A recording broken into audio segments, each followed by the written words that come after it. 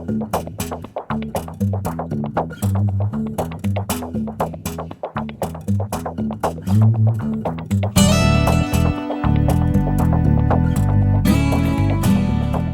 my name is John Lathrop, and I'm here with Dr. Elijah Kim, and we're going to be talking about his book, The Rise of the Global South, The Decline of Western Christianity, and the Rise of Majority World Christianity. The book is published by Whiffenstock, and you can buy it from the Whiffenstock website or Amazon, Barnes & Noble, or christianbook.com. They all carry it. And in the course of this interview, we're going to talk about not only global Christianity, but also we're going to speak a bit about the Pentecostal movement and the impact that that has had on global Christianity. So before we get into the interview, I'd like to tell you a little bit more about Dr. Kim. He's the president of Pathos Foundation, Boston, Massachusetts. He's the founder and chairman of the board of Grain of Wheat College and Graduate School, formerly Elijah International World Missions Institute. He's the pioneer and overseeing pastor of a Grain of Wheat Christian Ministries in the Philippines. He's the organizer and convener of the Manila International Mission Conference, founding member of the Global Urban Ministries Network, founding member of Prayer for Boston. He's a member of the North America Prayer Summit and former director of the Vitality Project at Emmanuel Gospel Center in Boston.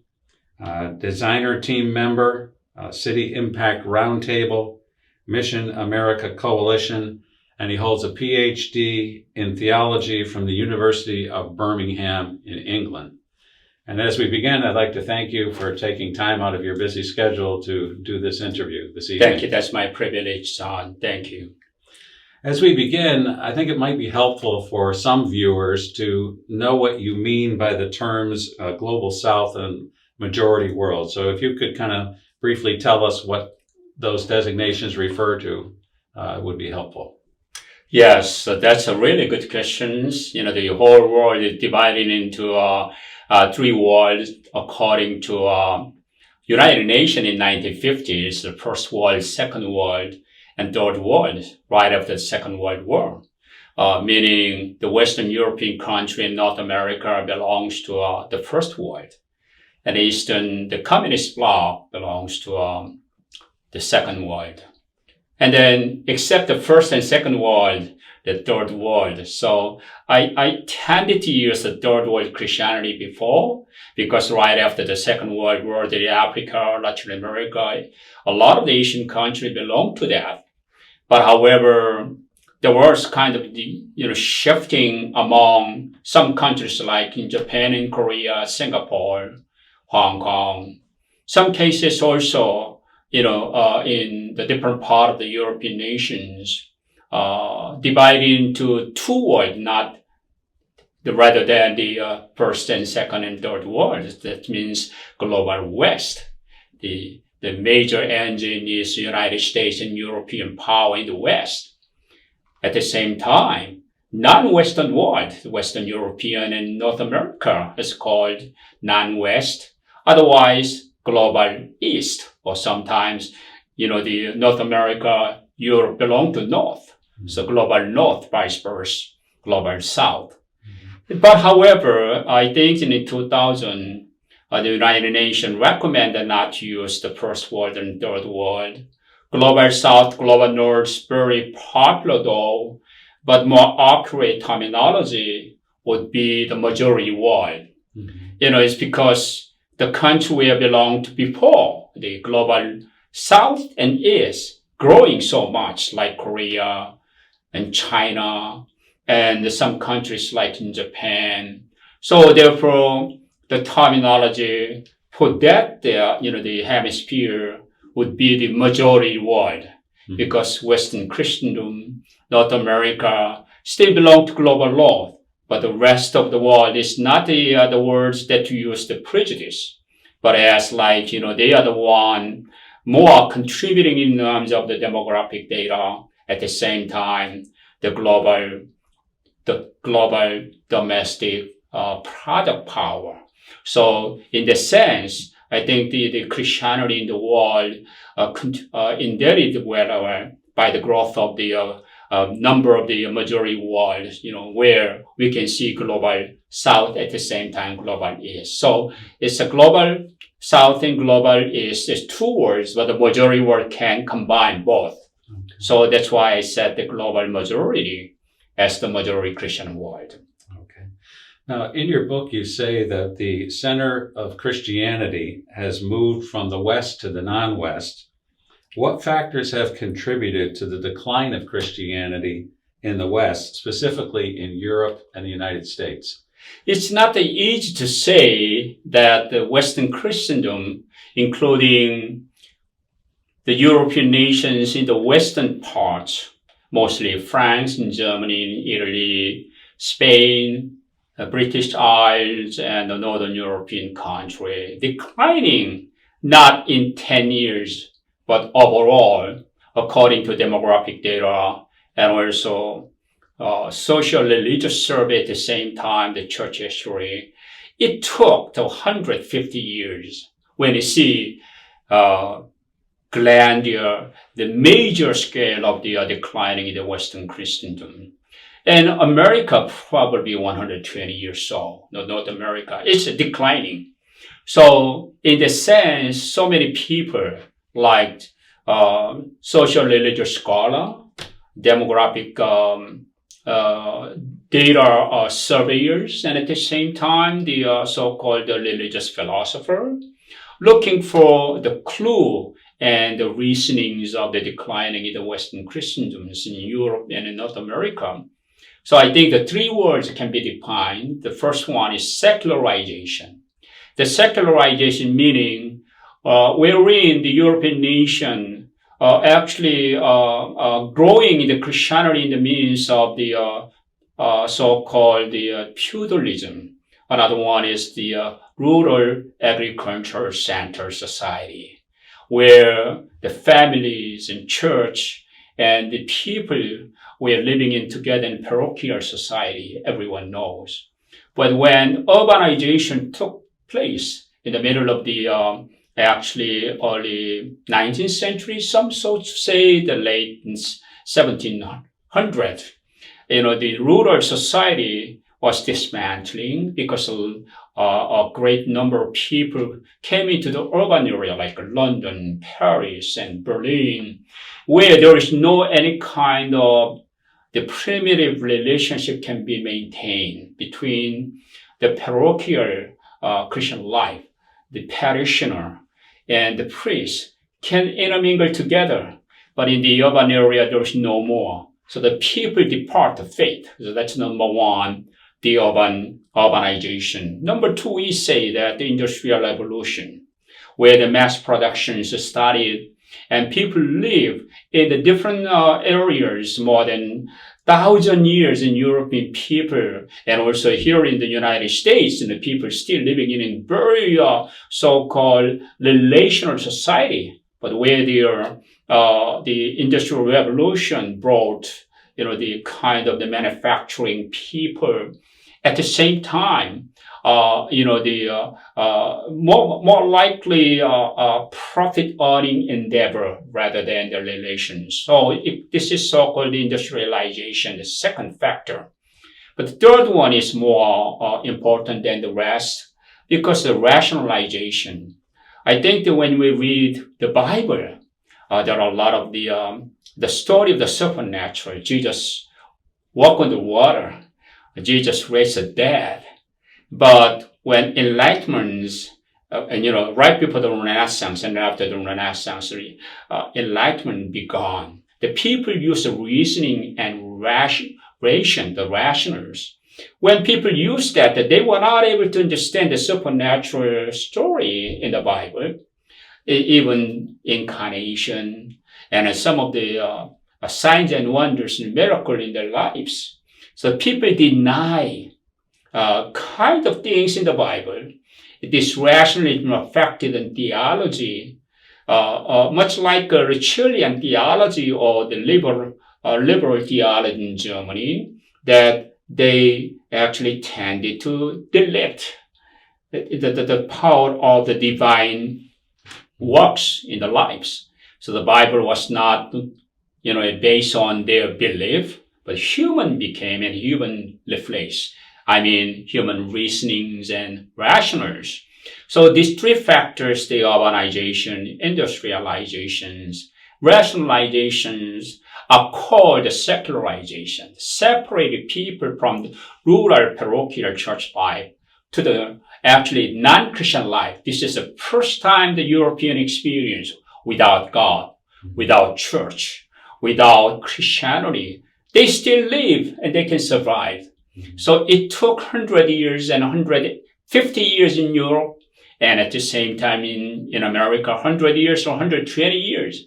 People are declining over the century. They don't feel it actually because it's slowly, steadily declining. So I call it in my book, actually Europe can be explained by secularization, but vice versa Europe, America has different terminology. Instead using secularization, I use actually secularism. The secularism is little more requested in the so-called accurate definition. The secularism is more like rationalism, intellectualism, individualism, religious humanism, and academic humanism. And also some of the words that I would say is actually rationalism. America has a lot of the individualism in their mindset. In Harvard, MIT, Yale, Princeton, all of the academic educational institution tend to follow the rational rather than so-called five pillar of the Christian authentic belief. So in this sense, secularism is more reasonable to explain why American people living the faith. So there is very deep, the flow, which is called the anti-biblical. So if I would say there are tendency of the secularism, at the same time, individualism, humanism, and materialism, and the other one is so-called rationalism. So in America, I never said the secularization because America was not actually initiated by the institutionalization like Europe, wherein the union between the church and state, America actually became from the independent, and also in the Constitution says that the freedom of religion and separation between the state and church. Therefore, I don't want to use the secularization, but rather use the secularism. So two filler between Europe and North America, mainly North America, Canada included there though. So the secularism in the North America, secularization in the Western Europe are the major factor of the declining of the Western Christianity. Okay. What factors have contributed to the rise of Christianity in the non-Western world? I think that's one of the profound questions because there's so many scholars, I would say 1,000 scholars, are examining, investigating, researching, surveying, and also even searching the truth between two worlds. The West, the global North, whatever said the North America and Europe, vice versa, global South or majority world.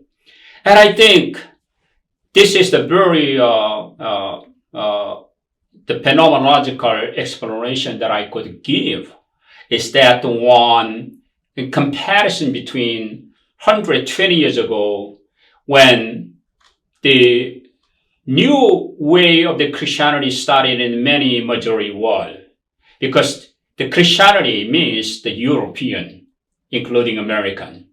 But in 1900, you would see that the 90% of Christian people belong to North America and Europe. And then 10% of the Christian people living in the majority world, Africa, Asia, and South America. So 90% of Christian living in the north. So definitely Christianity was so strong. But over the 100 years in the 20th century, as we survey that 90% of Christianity belonged to the majority world. And then 10%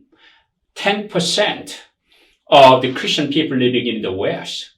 So what happened? The people started to survey, and very critical clue we found out is actually 1985.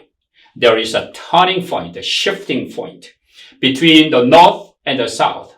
It's, I think, in 1985, the number of the more than the half number of Christians actually belonged to the South. That's in 1985, and then North America and Western European country have the less than 50%, and then starting the Southern Hemisphere have more numbers.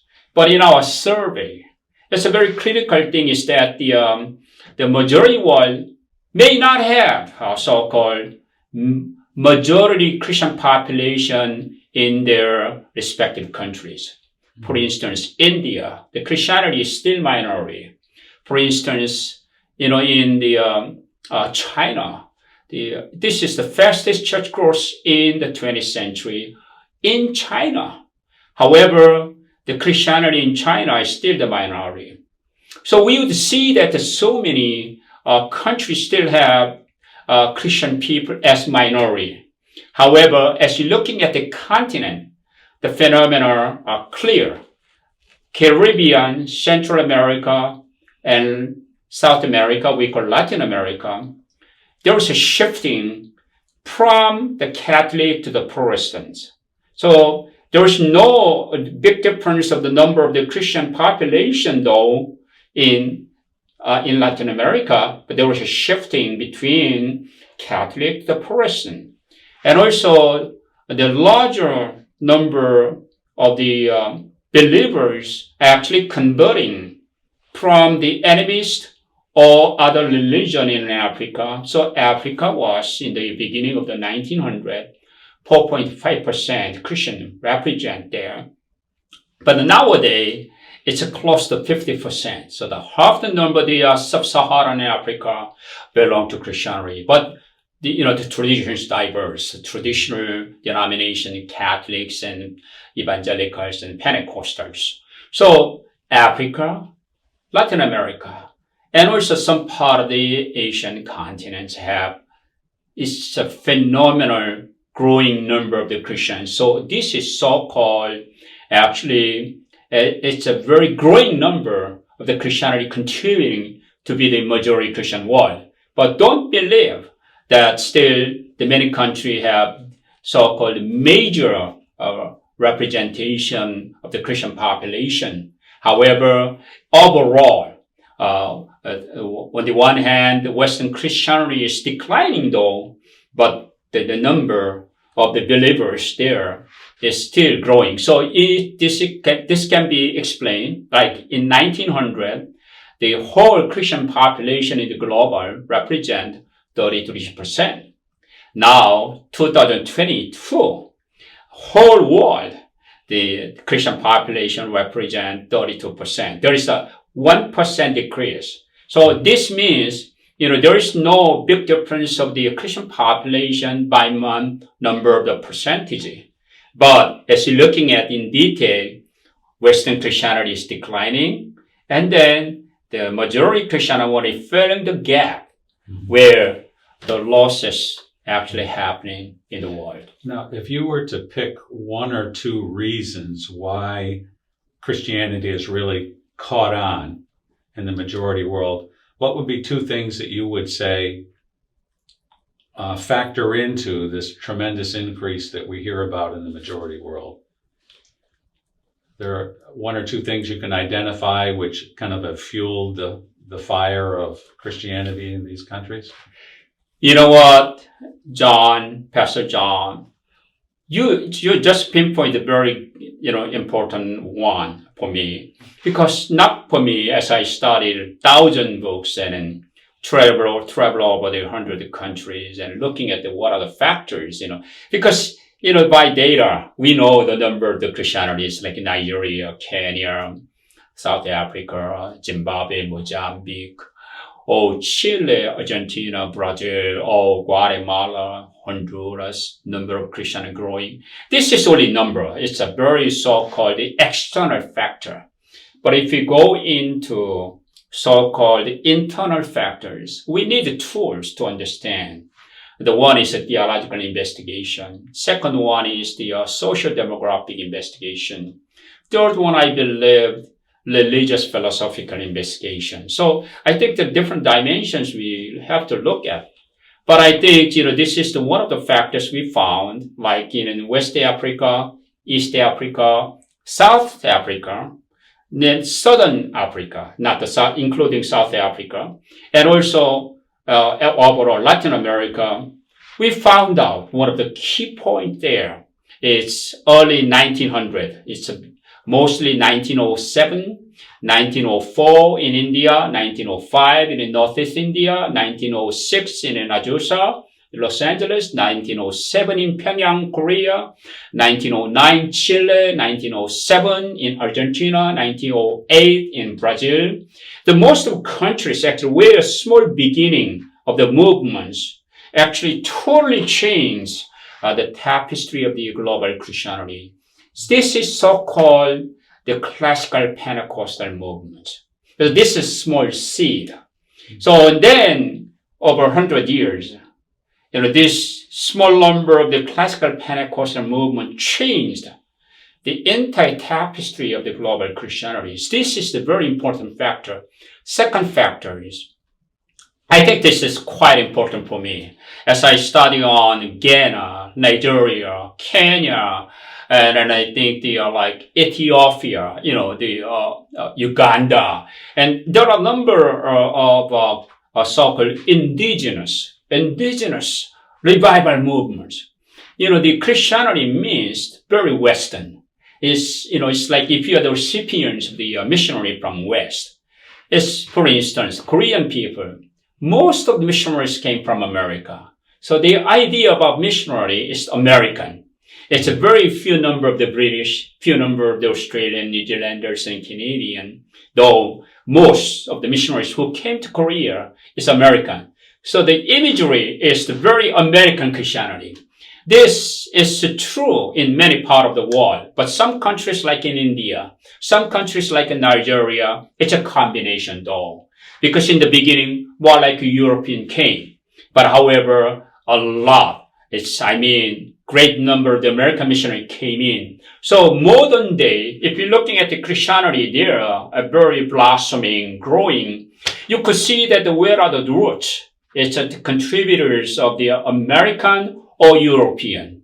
But in 1900, in Nigeria, Ghana, Tanzania, Uganda, if we study that, it's a totally non-Western revival broke out. Indigenous people.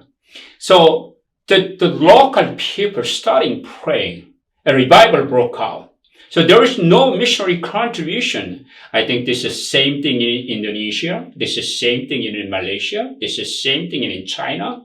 This is same thing happening in Korea because there's no missionary influence, but there was a connection though. But however, it's a very indigenous. So it's a contributing factor of the growth of the majority world is actually indebted deeply to the indigenous revival and indigenous people and leadership. We should not omit that factor.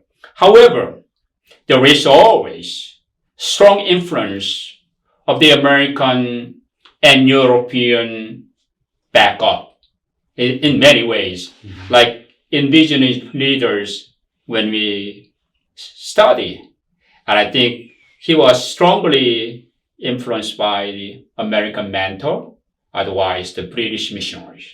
So there was a deep connection. No one can be described as like a hero, but there was always connection. Now, the growth of Christianity that's taking place in the majority world, is that taking place across denominational lines? Yes. We would say that actually there are a number of factors. If I would say that number one is cross-denominational, interdenominational, and denominational, non-denominational, and cross or inter-traditions. I think we need a definition first. When it comes to Christianity, we would say the tradition first. The tradition means the Orthodox, Catholic, and Protestantism. So Orthodox, Catholicism, Protestantism, meaning that these are the traditions where a large number of the believers belong. And then in the category of the Protestant body, we would say that there are a number of the denominations, Lutherans and Anglican Communions and Episcopalians, and we would say the Methodists and Presbyterians and Congregationals, and there are a number of the denominations. These are called the honest church, defined as denominations rather than the church. So when it comes to denominationalism, there is also diversity among it. I mean, in Africa, when Western missionaries departed, and more denomination actually bursted.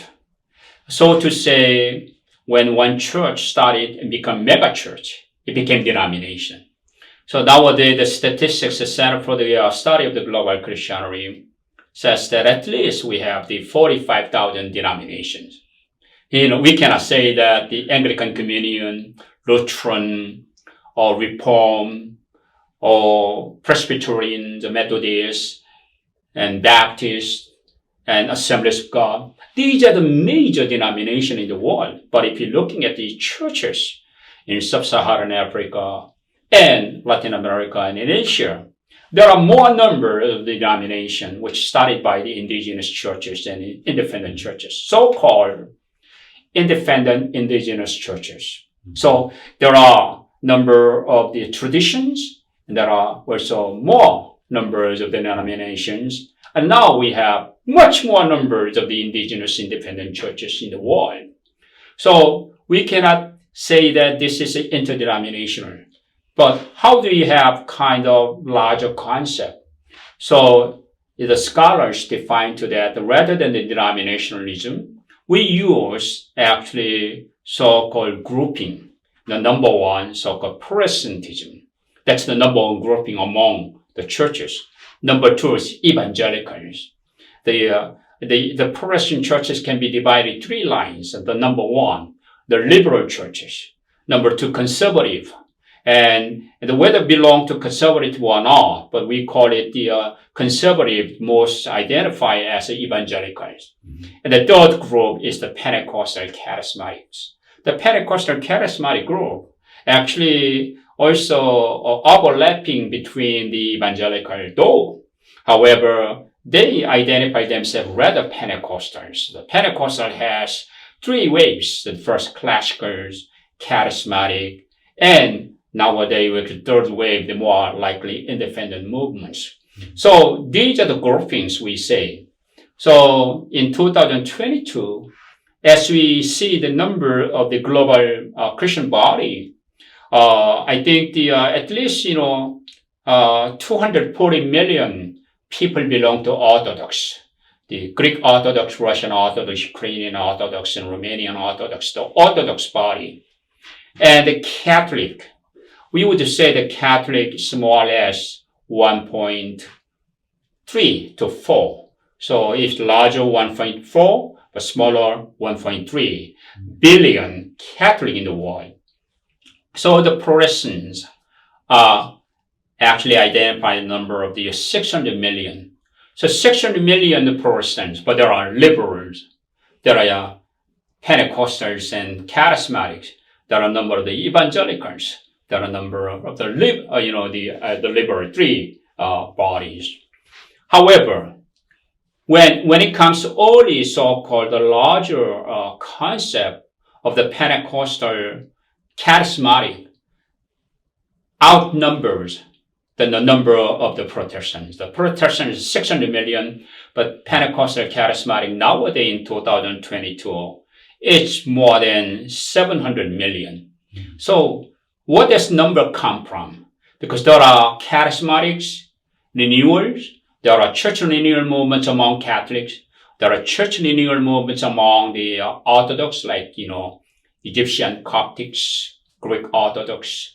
There are a number of the Pentecostal charismatic renewals among different traditions, such as the Catholic and Orthodox. Therefore, Pentecostal charismatics are more numbers than the Protestants. So this is how I can define, and also the whole world we can say. So in this category of the large grouping, I think the Pentecostal charismatics are the second largest Christian grouping than the Catholic. Right. But just as kind of a general statement, would you say that, for example, the Anglican Church, the Methodist Church are also in the majority world experiencing growth? Okay. That's great. Thank you. Okay. Now, in the book, you say that Pentecostal is a dominant force in global Christianity. Why do you think this is true? I think this is not my words. If I want to say the one words, David Stoll, actually, he wrote one book, Is Latin America Turning Protestant? This is the book. Mm-hmm. It was published in 1991. It's, I think, same things like what I have. It's like, in Latin America, certainly it's like, number of the Christians growing. Argentina, Chile, Guatemala, Ecuador, Venezuela, Colombia, Cuba, Honduras, number of, even Mexico, Brazil. When I think the David Stoll, as a missionary in Scotland at the same time, seeing that the number of the Catholic turning into the Protestant, he started to investigate. When he started investigating, he was able to realize that the number of the new believers has a Catholic background, and at the same time he found these believers are not like before. So when he surveyed, like between 1900, so before 1900, the Protestant in Latin America is so-called Presbyterian, Methodist, or Baptist. These are the number of the denominational believers, but less than 0.1%. But when the Christian people grow, the evangelical grow, he found that most of them, out of the Protestant population, 90% evangelical. He surveyed again the evangelical. Out of 90% of evangelical, 90% represent the Pentecostal. Mm-hmm. So the most of the Latinos, no matter what country they came from, Chile, Brazil, Argentina, most of them are Pentecostal.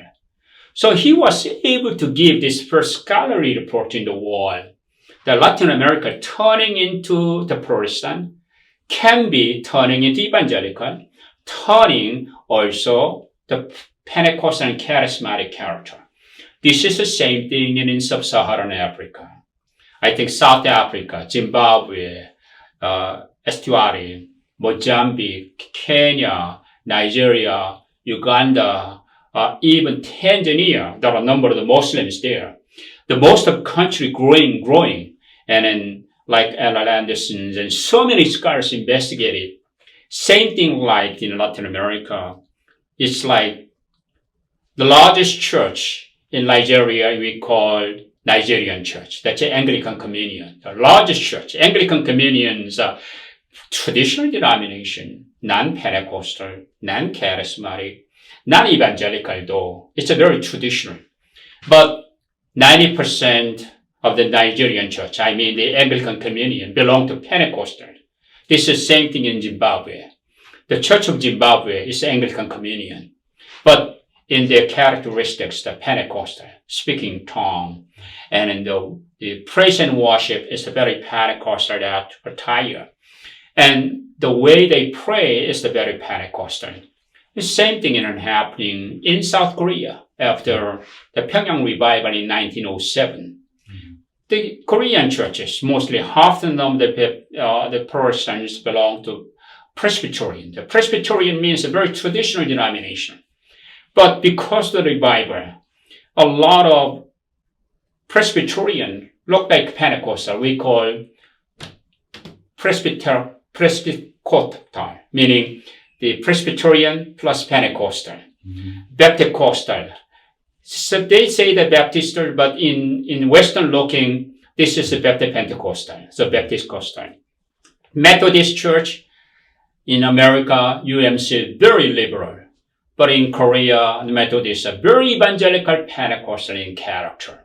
This is the same thing in Malaysia. Malaysian Methodist, United Methodist Church is a very Pentecostal.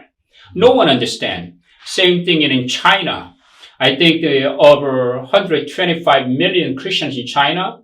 Over 95% of underground churches look like Pentecostal. So this is the global phenomenon because the Pentecostal doesn't have the name in their church signboard. However, in their entire attribute, character, nature, and the way of worship, look like Pentecostal. So, in that sense, what do you mean by that? By definitions of Pentecostal and charismatic, we say that believing in the power of the Holy Spirit, manifestation of the Holy Spirit, and also the work of the Holy Spirit is still available today. If I mention in China and in Sub-Saharan Africa, Latin America, the number of the Asian continent, India, Malaysia, Indonesia, the Philippines, South Korea, Taiwan, all look like Pentecostal. So therefore, this Pentecostal character can be described by a number of the scholars that they still maintain traditional denomination, but in their practices and activities look like Pentecostal. So it's like the outpouring of the Spirit has made a radical change in Christianity at large, which kind of leads me into something that you were saying a moment ago. In your book, you cite Alan Anderson, who was a pretty well-known Pentecostal writer. And Anderson said that even the traditional churches in some Asian countries are actually Pentecostal in practice. So how do you see this as happening, or what facilitated this transition into adopting Pentecostal forms and worship and practice? He's not only pinpointed the Asian country, but also pinpoint number of the majority world. He came to Korea a number of times and gave his theological presentation among the scholarly people. It's very well known. He is the family from the right man of the William Booth, the founder of the Salvation Army. His family is very famous in an African continent, particularly the southern African countries, South Africa, Swaziland, Namibia, and Zimbabwe. So Alan Anderson investigated the number of the Christian churches, for instance, like Malaysian United Methodist, Korean Presbyterian Church, Baptist, Evangelical Holiness Church, and Methodist Church. In his eyes, they say that they are Pentecostal, but the worship, the prayer, their Christian activities and practices all look like a Pentecostal. So that's why he said the Pentecostalization of denominations in Asia, particularly in Korea, in South Korea. However, he was identified with a number of nations in Asia and others. Then I would say that this would be very clear observation in America. If you go to United Methodist Church, you never see any Pentecostal character. If you want to attend any Baptist, it's like unless they just deny ABC or Southern Baptist, SBC, not the Baptists look like the Pentecostal in the United States. If you would see the Congregational Church, you would see that the clear observation among the traditional church, they are not practicing it in the Pentecostal character. However, like what Alan Anderson says, that when you see actually the Korean Presbyterian and Korean Methodist and Evangelical Holiness and, the number of the Baptists, most of them are really praying hard and also speaking tongue and actually experience the work of the Holy Spirit. So this is a very peculiar observation what Alan Anderson has. So that's why when he was a director of the Center for the World Pentecostal Charismatic Study at the University of Birmingham, he actually gave this presentation. And a number of the global scholars came to the University of Birmingham saying that this is not only the Asian countries. So this is where I belong, like Peru. This is the country where I belong, Nigeria. We see the same thing. So that's why we call the Pentecostalization of the traditional denomination. This is what Alan Anderson pinpoint. Now, is this Pentecostalization because they have been exposed to charismatic Pentecostal practice in other churches? So it's almost like a cross-pollination, so to speak. Yes, it is. Okay. That is a very definite cross-pollination. And so this is also mainly indebted when charismatic movements by actually in 1959 and in 1960, these charismatic movements didn't start from the Pentecostal denomination like the Assemblies of God, Church of God in Cleveland, Church of God in Memphis and Anderson, or Postgare International Church. But these charismatic movements broke out among Anglicans and Presbyterian and Methodist, Baptist in America. It spread all over the world. So therefore, the Pentecostalization was started here in America, though. But when time passed by, a lot of the traditional denomination actually went back to their own traditions.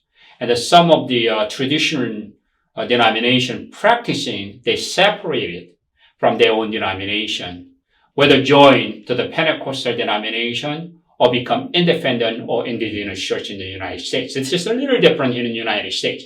However, all over the world, the Pentecostalization of denominations is a very global phenomenon because they stick into the Anglican Communion, Presbyterian Church, or Methodist, or Baptist, or others. It's like I'm thinking now as you're speaking, it's like the charismatic renewal. God broke into the more historic or traditional churches. And once he did that, that kind of opened the door. It's like, well, this is not totally foreign. We have our own people even engaged in this, and it probably made it in some sense more acceptable, at least in some people's minds. That's a good point. Now, what would you say, and this is getting a little bit closer to home, probably for most of the people viewing this, who are probably in the West, if not specifically in the United States, what would you say are the biggest obstacles to a more widespread moving of the Holy Spirit in the Western Church? This is also deeply indebted by number of the scholars investigating about the cause of the obstacles what we have. I would say it's one scholar who actually did the same things what I was looking for. His name is Anton Bessel. There's a Dutch scholar. His book is actually, Was Europe Ever Christian? It's a very great challenge. When he say that like a secularization in the Western world, Europe means Christian. European culture is Christian, and the pillar of tradition is Christianization, and the civilization is identified as Christianization. Therefore, Europe is identified as Christian nations. However, when we look at the separation between the church and state, at the same time, the demise of the Christian world in the Europe, number of scholars investigated urbanization, industrialization, rationalization, and then as they digging in deeper and greater investigation about the demise of Christians in the world of the European mindset, they found out one clue things. The Christianity in Europe cannot be said the genuine or true Christians, because they raise up the questions, number one. Because if you say the Protestant body, it's a Reformation. The Protestant body came out of the Reformation. Reformation means reform from Catholic. It's not actually say that we want to start our church from the Bible. Rather, we want to reform the Catholic. That's a Reformation. So Anton Besser pinpoint that the Protestant body has still traditions, so-called Augustinian paradigm, because like Martin Luther, Zwingli, Melanchthon, John Calvin, many theologians or reformers still stick into the Augustinian theology. So they separate from Catholic theology, but they still stick into the Augustinian theology, the grace, salvation, church, ecclesiology. All of these actually within the parameter of the Augustinian theology. So when we study Augustinian theology, it's deeply interlinked with Constantine the Great, because he's the one actually created the institution, the organization of the church structure. He's the one actually made the liturgy and the building. Before that, there was church means the gathering or assembly. But in the time of the Constantine the Great, the church becomes a building and institution and organization. Therefore, Augustinian theology is deeply interlinked with the patriarch in Rome, because we have 5 great patriarchs. We call one in Carthage, and then second one in Rome, and third in Alexandria, and fourth one is in Ephesus, and the fifth one is actually, we call it the Antioch. So the Antiochians, Ephesians, and Alexandrians are the Eastern traditions, but the Carthaginians and Romans, so-called the Western, the part of the Christianity back then. So when the Augustinian theology is taken into Carthage, actually it's strongly influenced Rome, and he gives his endorsement that the bishop of Rome can handle the initiative rather than other church. So it's a lot of the initiative were given to the Rome, and Rome become later on developed as the papacy and the head of the church. Therefore, as we study the Western civilization in terms of the Christian populations and Christian traditions, we can see that the trace back into the Augustinian theology at the same time to the Constantinian paradigm. But I would say that this obstacle is understanding how much Europe was Christianized in a way of the Bible actually indicates.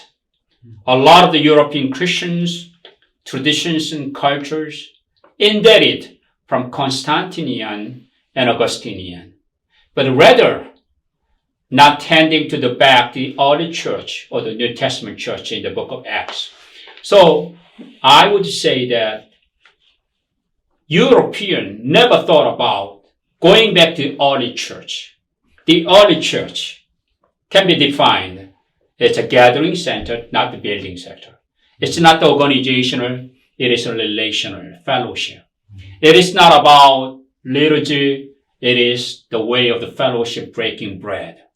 It is the way of the prayer community, and also at the same time, the early church is more likely seeing the manifestation of the Holy Spirit. Mm-hmm. So European didn't think about it. I think when they have their traditions, they didn't think about it this way.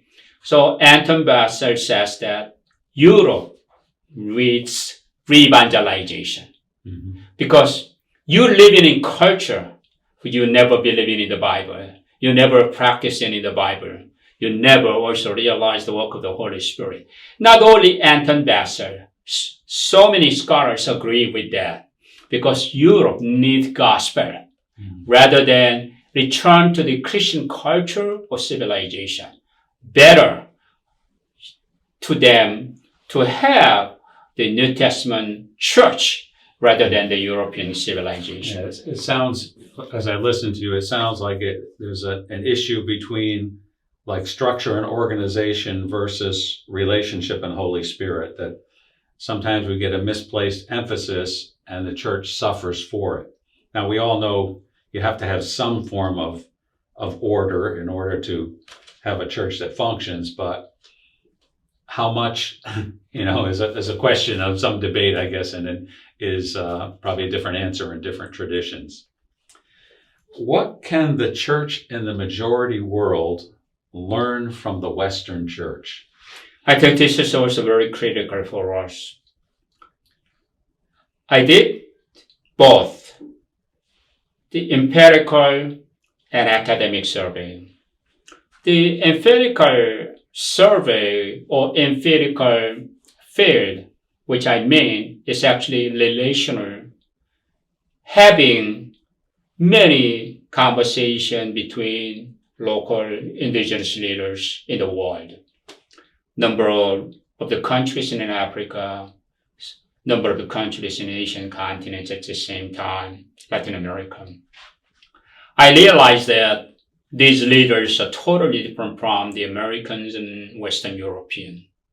I realized that their worldview,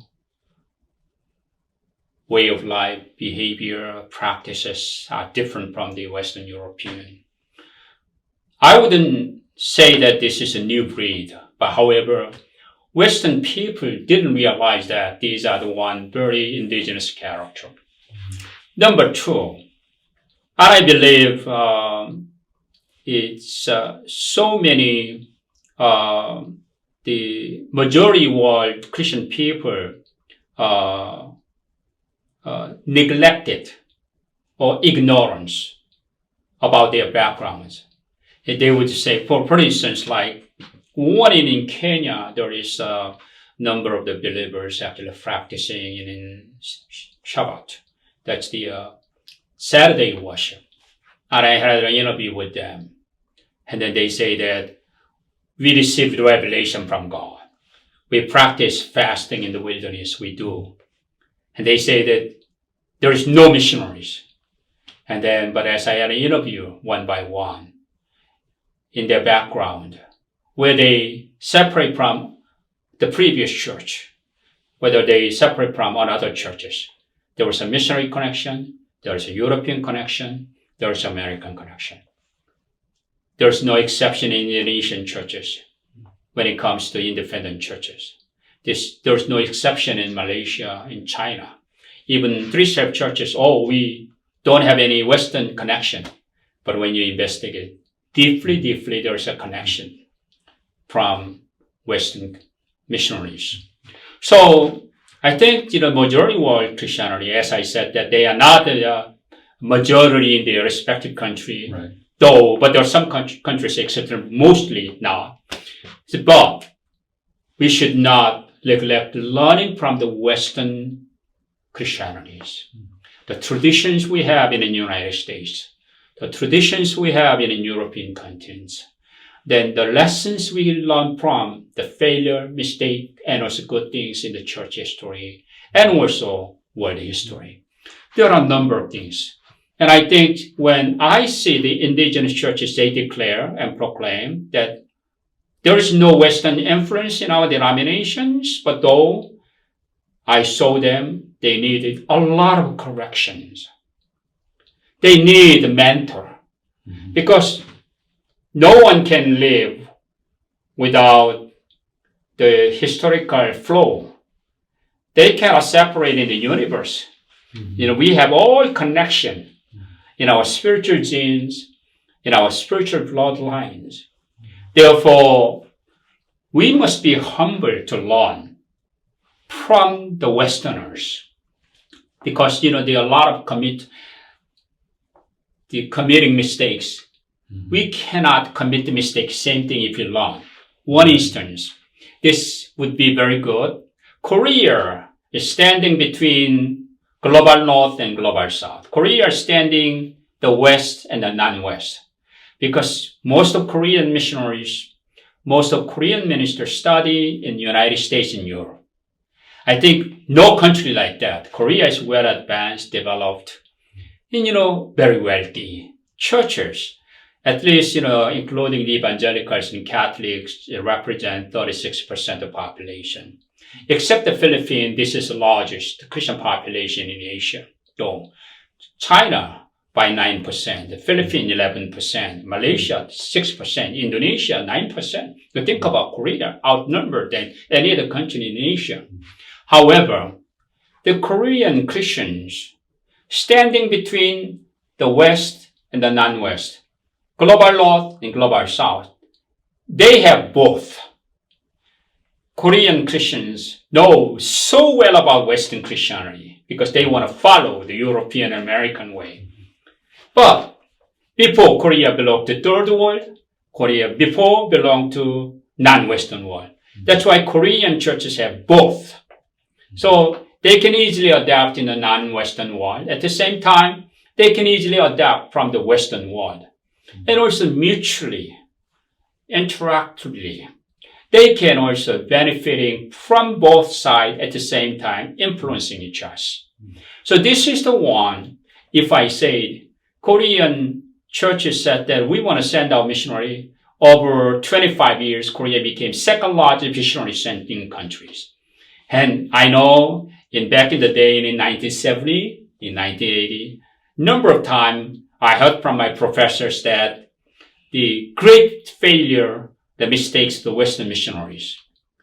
And he criticized the problems of the Western missionary work, the colonial mission, Western superpower. We would say that the prejudice, the Western, culture-oriented Christianity. There are a number of the items that we can criticize. I still remember. But think about it. When Korea was leading as the second largest country after the United States, Korean missionaries were being criticized by the locals in Ukraine, in Poland, in Austria, in Tunis, in Morocco, in Tanzania, in Kenya, Argentina, Chile, everywhere. Korean missionaries were criticized by the locals. They are very patriarchal. They are very hierarchical. It's a very superior in number of the so-called Confucianist way of the order. We call the patriarchal. And the Korean missionaries are very homogeneous or monoculture. So they want to plant the Korean culture in their respective country. But think about it.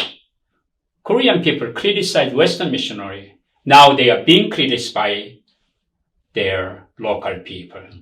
So if we don't learn, I would say that what Korean people could commit mistake, back in the day, 1970, 80, maybe we would been minimized our mistake. So I have to confess that when I criticize someone, I was the one create more problem than others. So that's why same thing, the majority of Christian people must be humble, learning from Western people. Because in the book, in the teaching, we say this is what we did. And that's why we learn. And then we can be incarnational people, humbling ourselves, learning from the past so that we can minimize the futurist mistake. So it sounds like, education is one of the things that we can impart to the majority world. We have historically and can continue in some way, and they can learn from both the good things that we've done and maybe the not so good things, and don't repeat our errors. One last question, and this is kind of the reverse of the previous question. What can the Western church learn from the church in the majority world? I think this is all in my entire life. I've been searching the answer. I might not be giving the right answer though, but by scholarly work, the field research, my personal empiricism, I would say that the dynamics Christianity in the majority world can be very beneficial to the Western world. This is the true. American people, European people, when the imagery of the church among Americans and Europeans are very, very liturgical. It's like, there is the format. Although you want to erase, but you never erase. It's like the first imagery is like a Gothic church or Romanesque church look like. And also the sacraments, when we enter the church, there is invocation, the call to worship. There is the hymnology, and there is a message and giving offering. This is a very set form of the imagery among Westerners. You would never break that imagery because but in majority world, think about it, that in Africa, those are worship in the fields, in the village backyard. It's under the trees. There's no sacrament. There's no church building. There's no liturgy. There is no any kind of set form. It's a very free worship.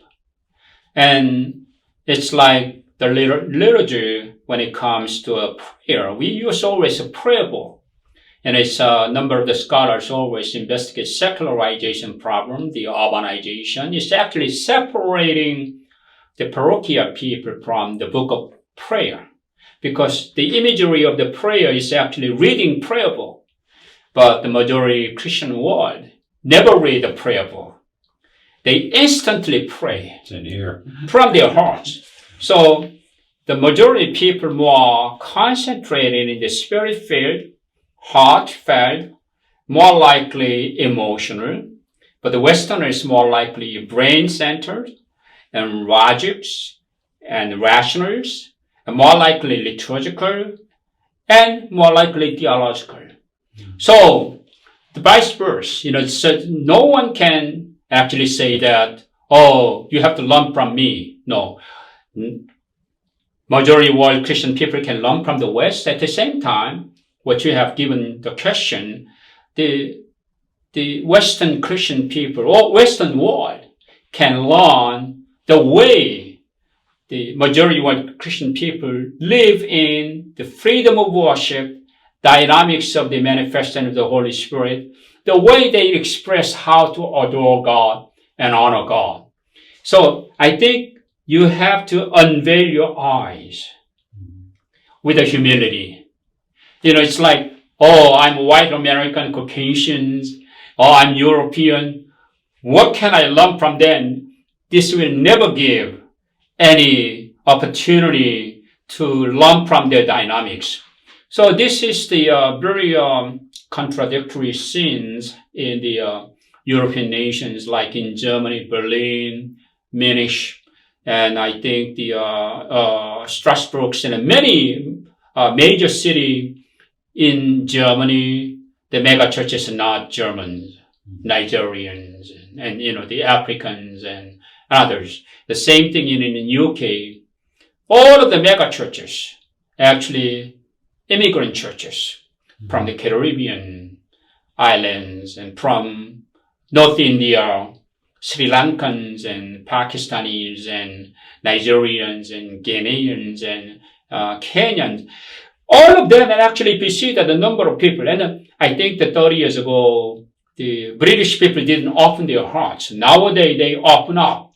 Oh, the dynamics out there. This is what they have, but we don't have.